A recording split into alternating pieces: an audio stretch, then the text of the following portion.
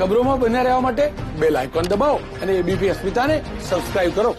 તો કોરોનાના સંક્રમણ વચ્ચે અમદાવાદના જમાલપુર વિસ્તારમાં લોકોની ભીડ જોવા મળી. 2 દિવસનો કર્ફ્યુ લગાવવામાં આવ્યો છતાં લોકોમાં બેદરકારી દેખાય છે.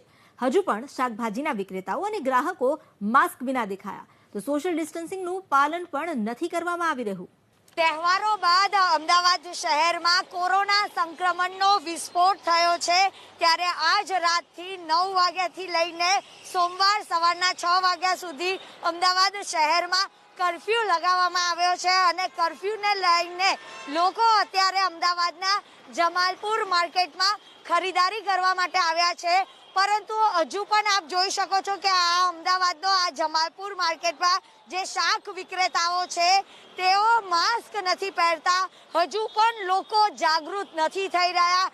એક તરફ દિવસે ને દિવસે કોરોના સંક્રમણના કેસો વધી રહ્યા છે, તેમ છતાં લોકોમાં ક્યાંક ને ક્યાંક જાગૃતિનો અભાવ અહીંયા આગળ જોવા મળી રહ્યો છે. કારણ કે જો કોરોના સંક્રમણથી બચવું હોય તો માસ્ક પહેરવું પડશે અને આપની ચેનલ એબીપી અસ્મિતા એક મહા અભિયાન પણ ચલાવી રહી છે કે માસ્ક પહેરશો અને તમામ લોકોને પહેરાવીશું.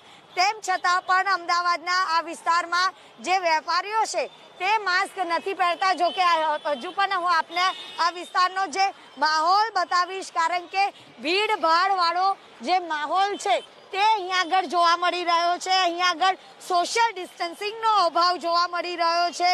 એક તરફ તહેવારોમાં જે લોકોની ભીડ લાગી હતી તેના કારણે જ કોરોનાનો જે કેસો છે તે વધી રહ્યા છે. કોરોના બેકાબુ થઈ ગયો છે, તેમ છતાં લોકો હજુ સુધી સમજતા નથી અને ભીડ ભાડવાળી જગ્યામાં ખરીદારી કરવા માટે આવી રહ્યા છે. પરંતુ આપની ચેનલ એબીપી અસ્મિતા વારંવાર તમામ લોકોને અપીલ કરી રહી છે કે જો આપને કોરોના સંક્રમણથી બચવું હશે તો માસ્ક ચોક્કસથી પહેરવું પડશે અને ભીડ ભાડવાળી જગ્યાએથી ટાળવું પડશે. કારણ કે માત્ર અત્યારે 2 દિવસનું જ કર્ફ્યુ લગાવ્યું છે, તેથી તમામ લોકોને અપીલ કરવામાં આવે છે કે લોકો ઘરમાં રહો, સાવધાનીથી રહો, સતર્કતાથી રહો. કારણ કે કોરોના સામે જો બચવું હશે તો સાવધાની ચોક્કસથી રાખવી પડશે.